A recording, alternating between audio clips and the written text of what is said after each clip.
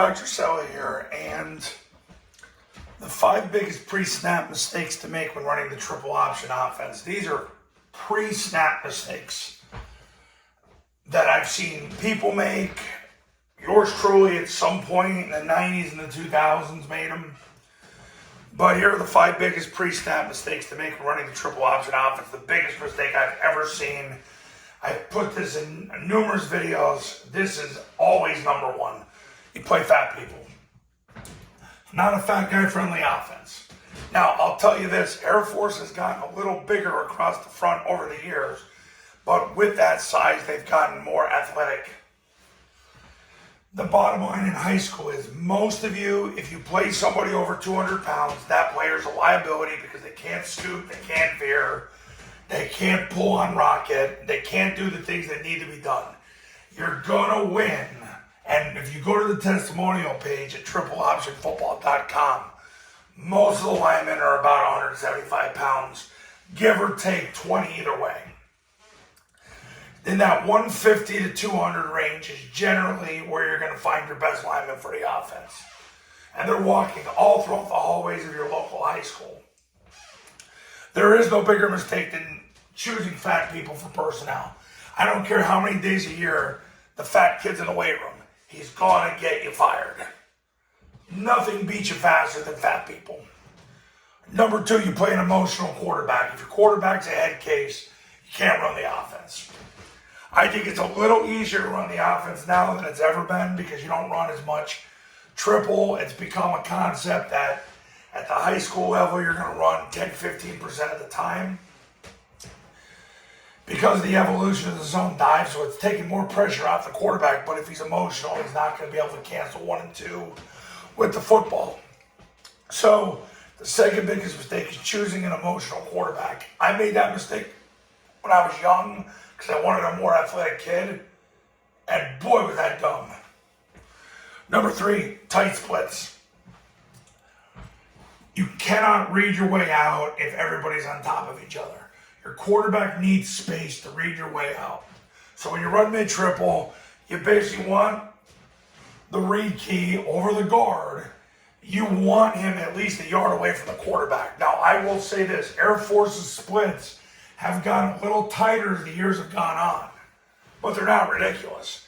When the quarterback jumps back, he needs at least a yard to be able to determine if number 1's taking the dive or the quarterback. This is why it's so unbelievably important that you call mid-triple when number 1 is taking the dive, because you want pull pitch situations. Otherwise, you might as well run zone dive if you're going to hand the ball off. Number 4, wide bases and stances. Everywhere I go when I do camps, everybody's stance is too wide. I don't think I've ever gotten into a new situation. And I've done these camps, I've been all over the place. I've done camps in 4 time zones in a 2-week span. So believe me when I tell you, everywhere I go, everybody's stance is too wide. You want them narrower than shoulder width apart because it maximizes their hip flexibility and they can scoop, they can veer, they can pull better.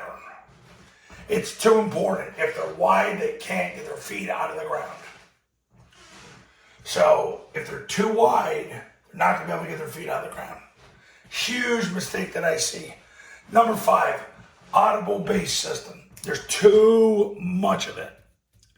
Look, Paul Johnson was big into, if you line up in a formation and then you put more numbers on one side than the other, you go to the other side.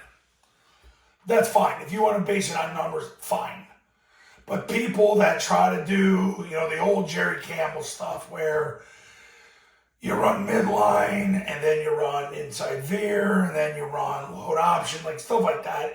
Too many audibles is going to make your players dumb.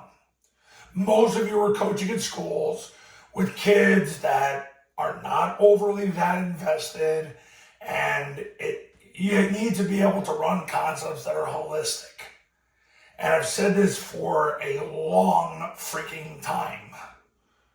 You need to be able to run concepts that are holistic. When I first learned midline as a double option in the 90s, I used to say the same thing. We're going to run it. I love the idea of running midline, but I'm like, yeah, but what happens when you don't get a 3 technique? Now what do you do? And it was, well, you can't run it. Well, what are you going to run then? And it was always kind of a question like, what do we do now?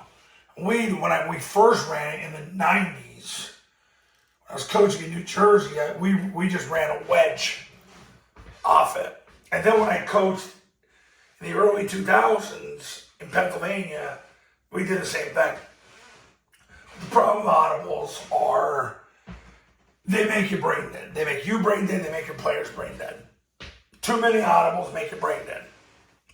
You got to be able to run concepts that can be run against everything. That's why, and I say this I say this in videos. I tell my clients, if you spend your time practicing your running game against goal line fronts, you'll always do well.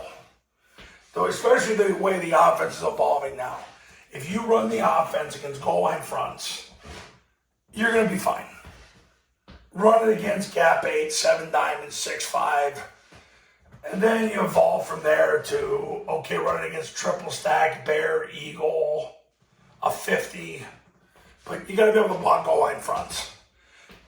Your offensive concepts have to be holistic. You got to be able to run the zone dive, the mid triple, the trap, and the toss against goal line fronts.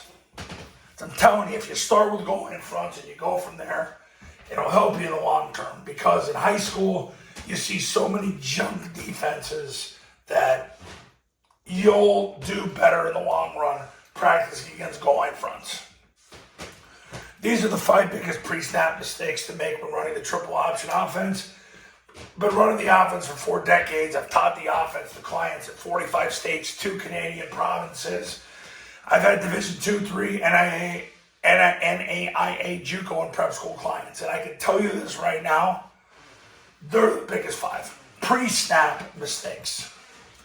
Coaches, you want to win more games in 2024, pick up the phone and give me a call. My number's on the thumbnail of this video, and so is my website.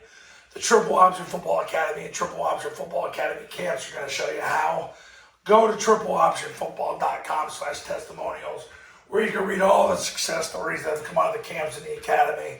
I help people win every single year, and I can help you. All starts with you picking up the phone and calling me today. I'll see you in the next video. Talk soon.